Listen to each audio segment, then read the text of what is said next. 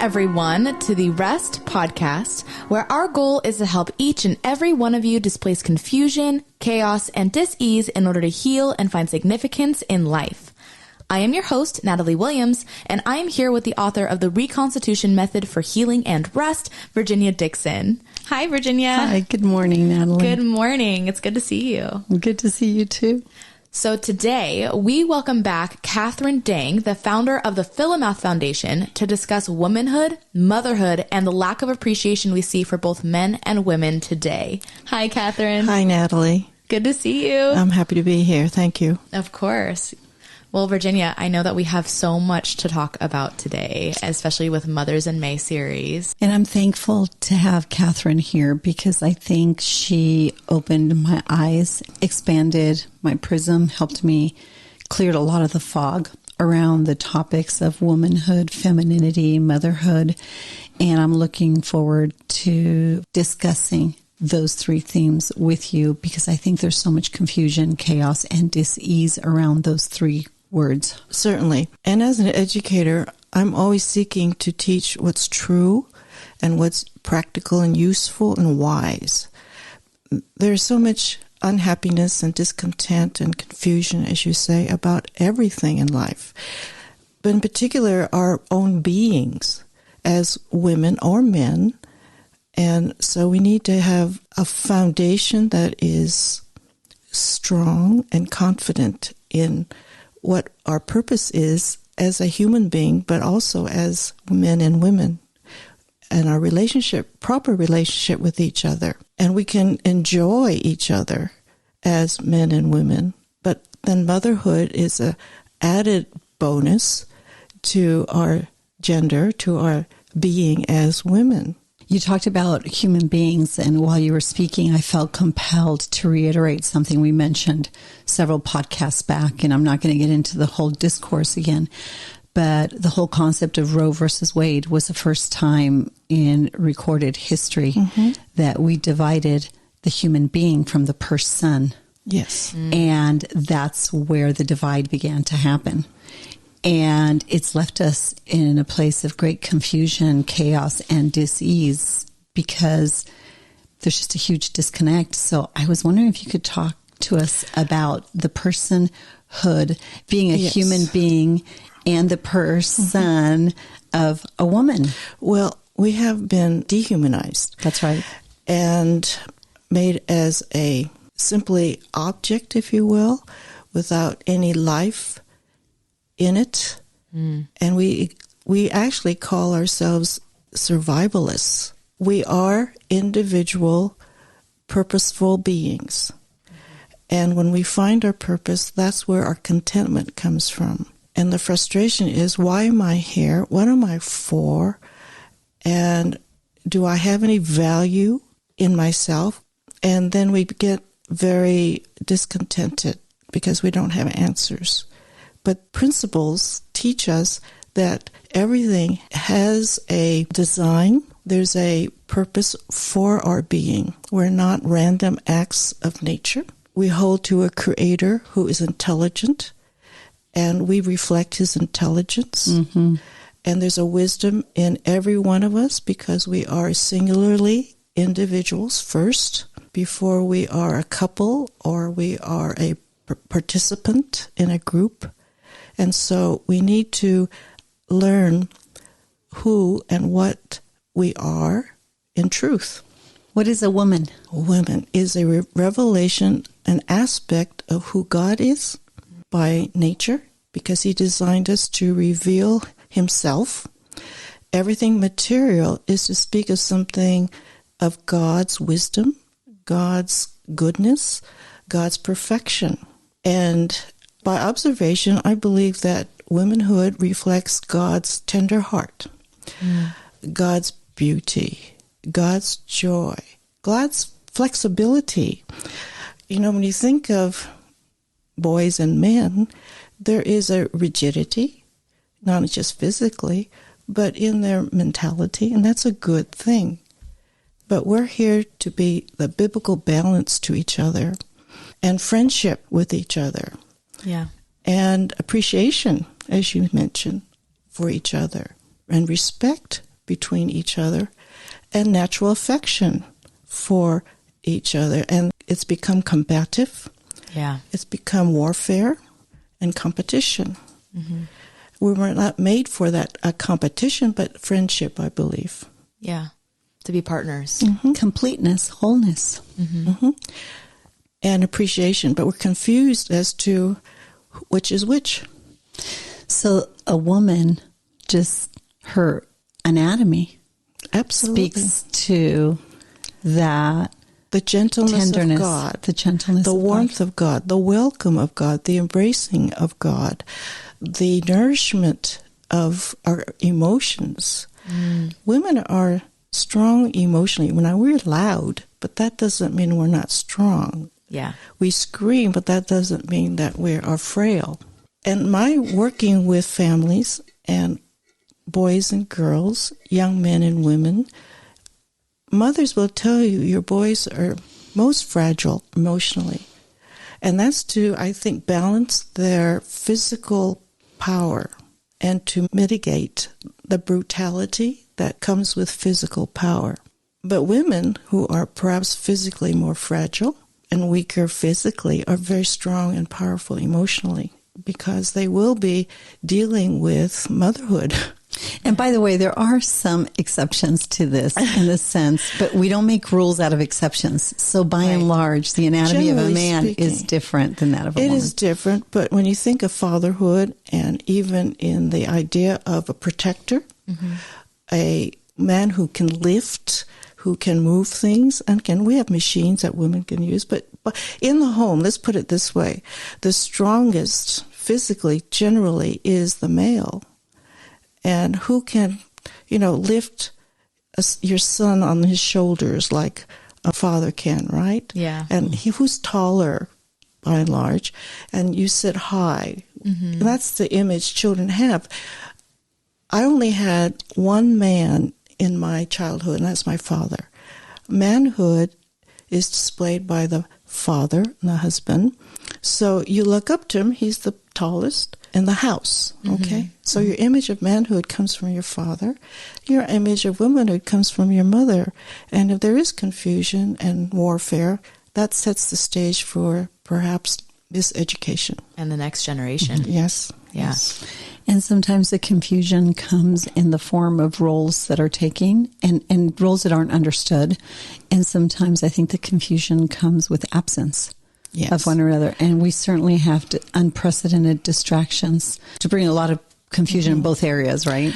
But, if you stay in the naturalness of your being, you can project the right idea and not become bitter, not become frustrated, and be content with or without your complement.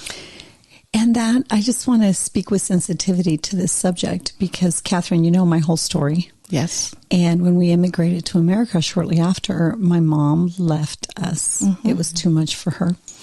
And I was raised by a man. I didn't have a mother. I had a mother, of course. I didn't have a mom. But during those formative years, it was very confusing. But my father raised me to be strong, to be independent, to be educated, and all that. And in spite of that, you've seen my life from the inside out and how I've lived. But the femininity. But you know what? You didn't break. Mm-mm. Right. And when I think about the boys and the men that I'm in company with, men can break and never rebound like a woman can. A woman has to take care of babies, and you have to be flexible. You have to be able not to sleep. You have to be able to adjust diets and watch carefully. You're so intimately connected with your children from conception.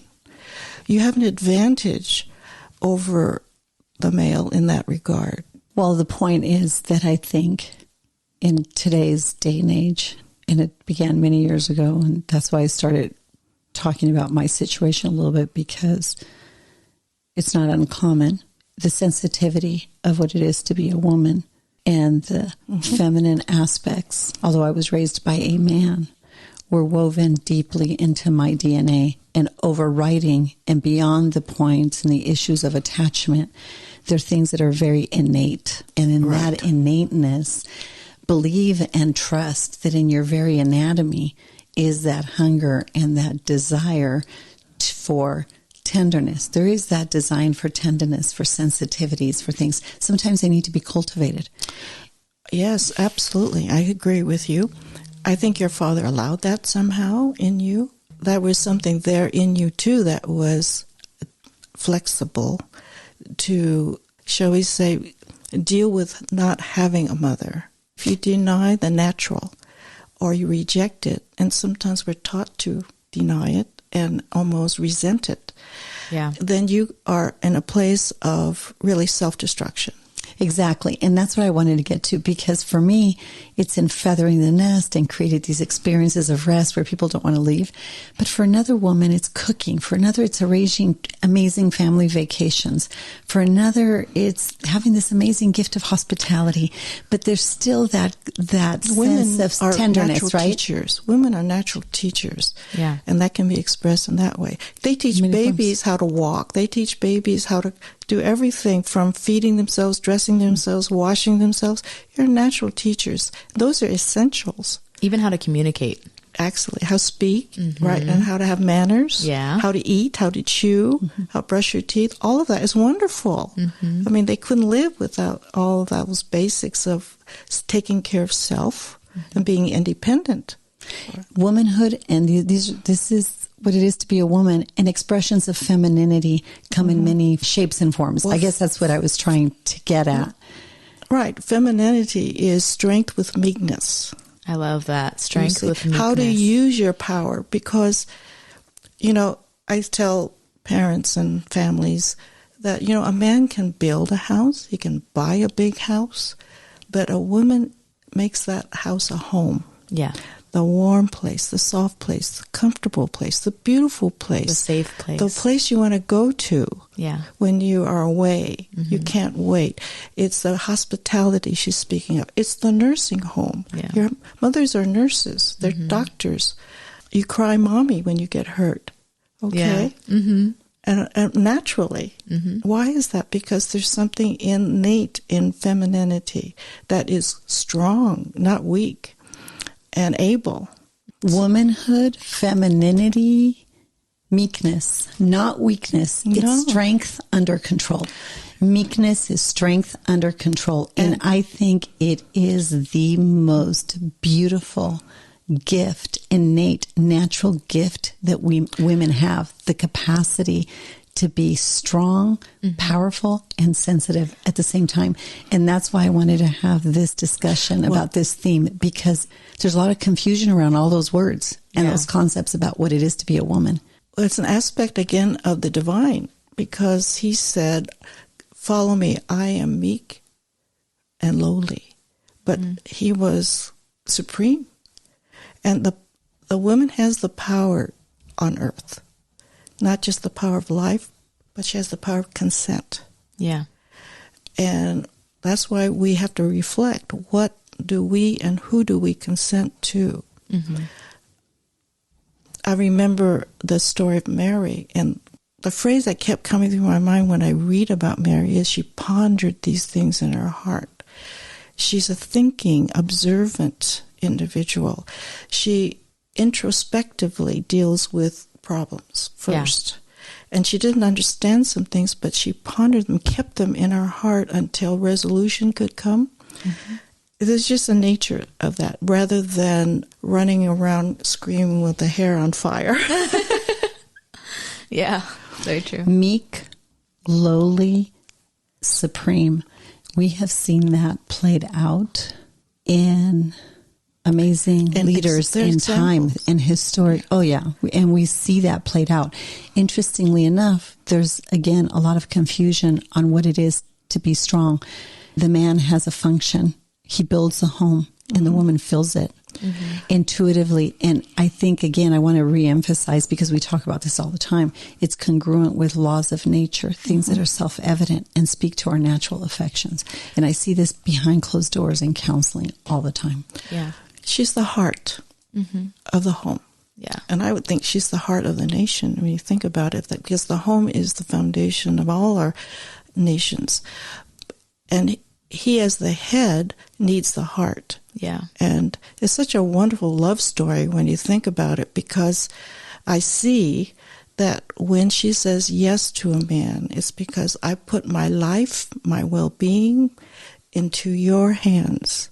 Yeah. But when he chooses a woman for himself, he says, I want to give you my heart. Yeah. And that means that it's a fragile part of him that he trusts with her, because if it's broken, he's gone. Yeah. He's absolutely gone. Mm-hmm.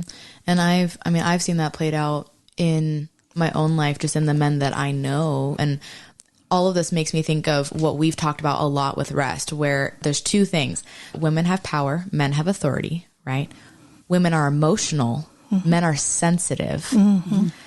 And kind of bringing it into something that's happening currently. We see it playing out right now in the Johnny Depp and Amber Heard situation, right? That's going on in the court system and what they're going through. And you see a man that has been absolutely broken.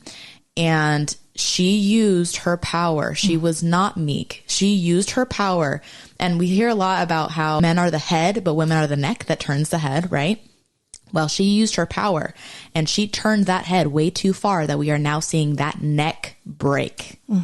That's what happens when women overstep that power, when they try to take control. And we see it a lot. We talked about how a home without lawful authority. And it's the meekness and weakness thing. I think there's so much confusion between those two words. Absolutely. That I think that's what derails so many families. We don't understand power and authority, and we don't understand meekness has nothing to do with weakness. Absolutely. It's strength. It is. It is strength. 1,000%. It's power restrained. You could kill, but you hold back. Right. And some women talk to men as if they were women, and you can't do that. No. Well, your husbands are not your happening. girlfriends. Yeah. And that's happening a lot. And you know what's interesting? That when people get behind closed doors, they long for one thing. Men just want respect from women, and women desperately want love from men. And both sabotage those very things. Yeah. When they're driven by their impulses of their flesh, they completely sabotage those things.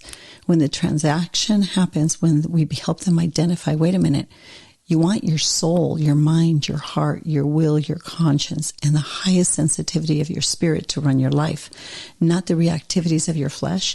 When they begin to understand that, they can harness some of this chaos and begin to self-govern and turn things around, right? Then we're combative. And we withhold the thing the other person needs the most. We're combative when that's out of place. When that's out of place, we become combative. And the first person who does that, I think, is the woman gets out of place. Yeah. And then he's gone. He's gone. He disappears. Yeah, when you see that, and it doesn't even have to be physical. It can be like an emotional or mental disassociation. It's a communication. But the women, this happens with women, and that gets a little bit bent out of shape because there's so much confusion about roles. There's so much confusion about womanhood and femininity. Yeah. Yes. That's why the women become derailed, and they don't understand the power they have. Yeah. So one of the purposes why I wanted to have this discussion, I wanted to invite you on, is to say, women, you shape the character and conscience of the next generation by mere virtue of design. And your anatomy speaks for itself. Believe it and leverage that. We also set the standard of manhood. Talk about that for a minute. I want to hear that. We set the standard. Our womanhood sets the standard of manhood. And if we are mannish, then the manhood disappears. Right. But if we're women whole and within ourselves, content and understanding, I say to some, stay in your lane.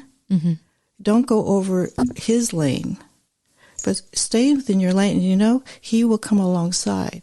Yeah. We were made to be side by side, not face to face.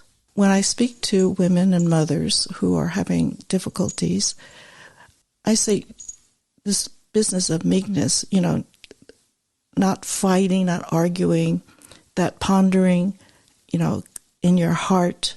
It seems as if we get in our right posture. And examine the conflicts within ourselves. Stay in our womanhood. The man will rise to the occasion as far as his, and you don't have to force him. I mean, nag him there. I don't know what they do, criticize him. But if you get your womanhood in order, if I can say it that way, get right with yourself, rest, then he will become himself, his true self. He steps into his purpose. That's right. I have a silly example of that. We were talking about it this morning, but been married almost 40 years. That's right. That's a beautiful example. Right? Yeah. Yes. And Ray would get up and go play racquetball every morning around 5:30, 6 in the morning. And he's not a morning person, but he'd call me in the middle of the day sometimes, and that's not like him either, and say, honey, whatever you do, don't ever let me stop, because this is a lifeline for me. Right? Yeah. It was a way for him to decompress and whatnot. And 20 years, 25 years into it, life gets really chaotic, crazy things happen, and he started kind of losing his rhythm. And I noticed that I couldn't leave the bedroom immaculate, because I'm an early riser by nature, right? But I couldn't leave the bed made, everything put away and pristine, right? In the mornings. And it started annoying me 25 years into this. Wait a minute, you're not getting up anymore. The bed's not getting made. And I had to go about my day and, kids, rides, sports, work, the whole thing, right? And it's a little crazy. So I was silently getting annoyed until about literally like 7 years ago. I thought, why am I annoyed by him? What's stopping me from making my side of the bed? And then I had all these great excuses, right? I didn't want to wake him up, all this other stuff. And then I thought, no, he doesn't even want to get up. So I thought, that's an excuse. Make your side of the bed and let him do what he needs to do. And you be happy. You made your side of the bed. And I did. And it was beautiful. And I was shocked. I came home that evening from a long day of counseling. And I walked upstairs, and of course, all the kids are gone now. It's just me and him. But I walked upstairs, and the bed was beautifully made. The pillows, the 100 pillows on the bed and everything was like beautiful, pristine. And I couldn't believe it. And I literally heard God say, if you deal with you, I'll take care of him. Yeah. And he's made to so much protect and govern and please you. And his desire, and so much intuitively and naturally, right? Yeah. That you have this much power in the relationship. It was amazing. And for some reason, something just clicked. And it was an end of it was just the end of a season. Yeah. That lasted 35, it lasted many years. That's a long time to be frustrated. It was a long time, frustrated, yeah. No, it lasted about 10 years because he wasn't getting up. Yeah. Yeah. Like it really did. But it's what Katherine is saying. If we have the courage to step into what it is to be meek and to self-govern, and R.E.S.T is all about that, individual self-government, bringing yourself into alignment with this divine life-giving source that is God, bringing those things into alignment, it's amazing. You can begin to interact with your husband and with your children and with everything with so much more compassion and less judgment. There's great beauty in God's creation. And womanhood, all of it. Womanhood is God's creation. Yeah. We have to cultivate and feed it and enjoy it. And so the others can enjoy it. It gives life. We're that life-giving source, it's a right? life-giving source. You bring color into their worlds. Someone told me men are black and white television. Women are color TV. Yes. I like that. I've heard as well, men are waffles and women are spaghetti. Well, what it is you want that firm resolve, and it's not rigidity, just decision. Yeah. It's firmness. We need both in decision-making, rigidity and flexibility. Otherwise, it's going to be a very hard world. Yeah. I want to speak to the women that are listening to us for a moment that are saying, well, you don't know my husband. So I do want to interject the thought that the erosion has been gradual. Yeah. Since obviously the beginning of time, but yes, certainly in our lifetime since the 60s. Rebellion. 70s, yeah. We've talked about this before, and especially talking about language and how we corrected, how meekness is not weakness. That word submission, It's not a negative connotation. It's not a negative word. It literally means under one mission. So we have to be focused on bringing ourselves into alignment so that then we can be aligned under the man who's then under God. Mm-hmm. And that is a home with lawful authority right there. And the man's heart is tender. Yeah. It's more tender than hers. Women are tough. Yes. And as she comes under him with the intention of being under one mission, after she reconciles the conflicts within herself, yes, his desire is really to love her and protect her and cherish her and honor. But there's been so much confusion. You said, my husband, I've done all those things. Well, my husband doesn't respond. Remember, she was vulnerable. That's why she needed that protector. Yeah. And that's good. Motherhood. Motherhood is the closest thing to God's love, because it really is a healing kind of love. It's a forgiving love. Mothers forgive 24/7. They have to. They're dealing with ignorance. They're dealing with all the characteristics that are not desirable all the time, but they're training and teaching and patient, long-suffering. And growing with her kids. And, well, yes, many are, especially your firstborn, for sure. But they're learning and they're teachable. But when I say reflection of God's love, it's enduring. And nothing can separate a good mother's love from her child, no matter where he is, where he goes, and what he does. I'd like to interject a thought there. Even mommies who sent their babies to heaven before their time, they still have that enduring love and affection and connection to that life that often they feel condemned by, and there's no condemnation for them. Men condemn them. But sometimes, but they condemn themselves. Well, and I deal with so much of this. So I want to speak to the women who have sent their babies before them to God. Gave them that baby. That's right. That's God's gift to them. And it continues to be, even if the baby isn't with them. They will be with them. That's right. That's the point. But that baby is in God's care, and she's in God's care as well. But that life was a purpose. That's right. And she had a purpose in bringing that life. It was a life. She may not have known it was a life. Yeah. But that's her not knowing. And God doesn't hold us responsible for what we don't know. Correct. I love that statement. And I want to speak to that because there are so many hemorrhaging hearts of mothers who never become mommies in time. And I want them to know that this is for them too.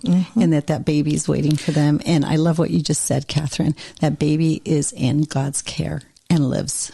And they are moms too. Of course. Mothers, yeah. At conception, you're a mother. That's right, mother. And some people have miscarriages. Some people lose their children when they're 30, and there's, it's still taken. It's still Mother's Day for you. And it's still, but yet it's taken from you. But they're yours, and they're God's. Yeah. I don't know why, but this year, during our 40 days of rest, this conversation came up, and I have this renewed understanding because of the amazing stories I've heard from women who have aborted their babies and who lost babies like I did. And they've helped me understand the beauty of life. No matter how we think we dispose of life, God overrides all that. Yeah. And those lives don't cease to be because we can't touch or see or access them. And that's become so real and so vivid to me. And I want people to understand that we recognize the pain that comes with the decisions we make when we don't know what womanhood is, what femininity is, and what motherhood is. And it's something beyond what this generation, I think, fully understands. And so I like to mention that because there's so much pain from babies that have been aborted. Because we have reason like man reasons rather than how God is. Talk about that. Because God makes no mistakes. And it's not a mistake for God to permit us to make a mistake. Oh, that's so good.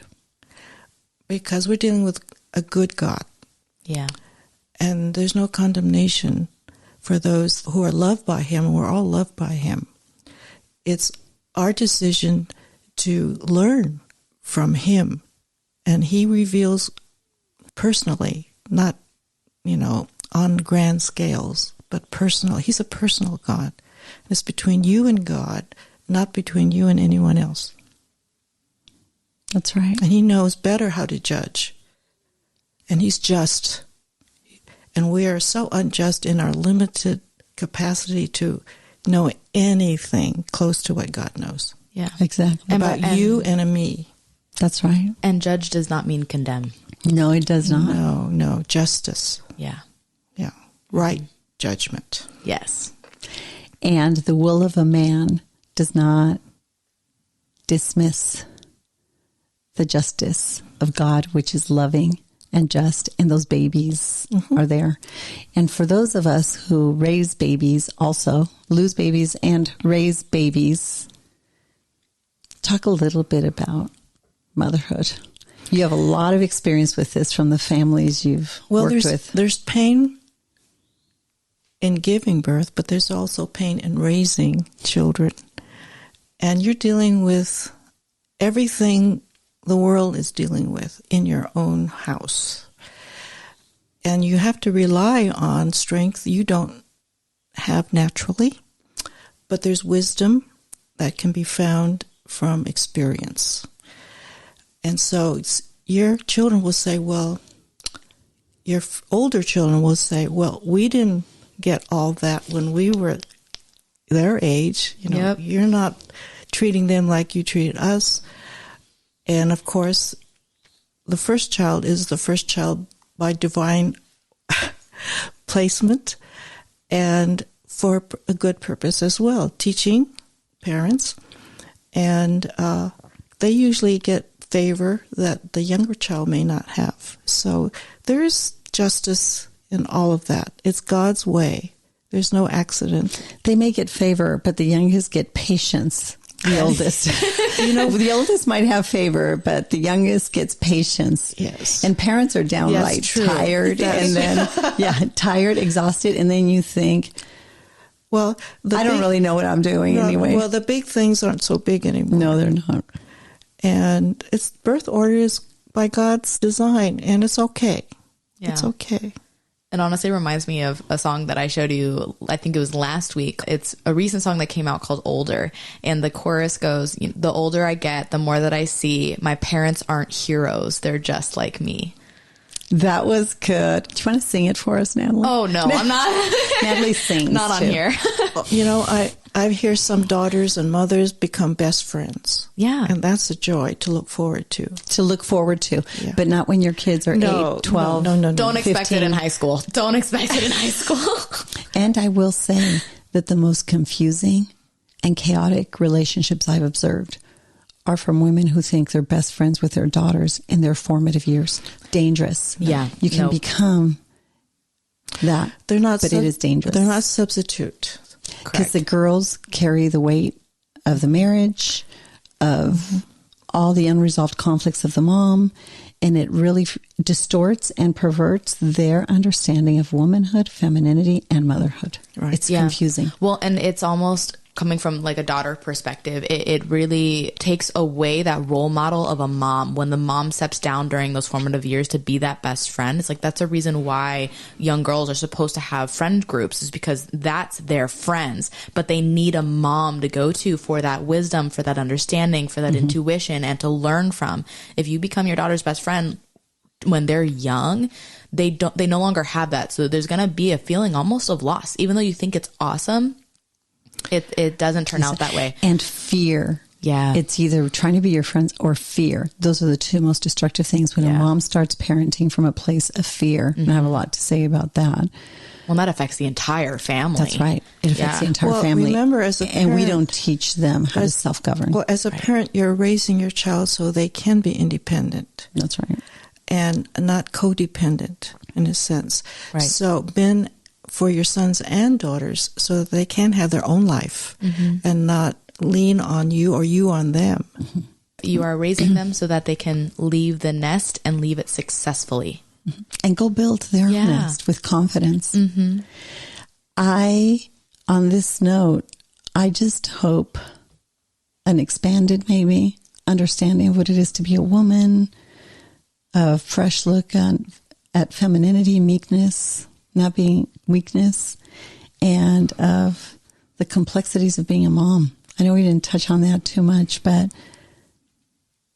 I hope people are encouraged by a seed of an idea that they heard today. Yeah. Closing thoughts, Katherine? Well, I think you have learned to teach others the same. You live what you teach, Virginia, and I appreciate that. And it comes from a place of deep understanding and experience. And that's the advantage of being a mother. You can teach your daughters what life is really like as a mother, the beauty of it, and the suffering and sacrifice, willing sacrifice mothers have to die to themselves for the sake of their children. That's your best friend, is your mother. Fathers have their place. They're the strong protector. They're the strong one you go to when you need that strength of character or fixity, I guess. It's a good kind of foundation. But again, as I said earlier, womanhood is meant to reveal something of God's love in a way that we couldn't get otherwise. So good. Yeah. It's been humbling, and my kids have extended me a lot of grace and mercy as they've seen me learn what grace and mercy is. And it's good. I think it's all good. Well, if they say you're going to be like your mother when you become a mother, that's a good thing in your case. Thank you, Katherine. Thanks, Natalie. Of course. Thank you. All right, everyone. So if you would like some recommended resources that talk about the heart of a man and womanhood, I have some great ones here. I have Wild at Heart by John Eldredge that talks a lot about the heart of a man. Also, Captivating by John Eldredge. That specifically talks about the heart of a woman. For Women Only by Shanti Feldin, that talks about the heart of a man, the way that they think, and of course our role as women when it comes to marriage, what that looks like. And then Priceless by Billy K. Sika. She talks about the heart of a woman and womanhood, and all three books I read personally. So I recommend that you get all of those, read all of those, whether you are single, whether you are married, divorced, doesn't matter. They are all incredible books, and they've helped me a lot as well, just in my walk as a woman. To learn more about Katherine Dang and the Philomath Foundation, please go to philomathfoundation.com. That's PHILO mathfoundation.com. For updates about R.E.S.T and this podcast, please visit our Instagram or Facebook, The Place of R.E.S.T. If you'd like more information about Virginia or to support and join the cause of R.E.S.T, please go to virginiadixon.com/collaborate or call 949-289-5935. Thank you for listening to R.E.S.T with Virginia Dixon. We'll see you next week.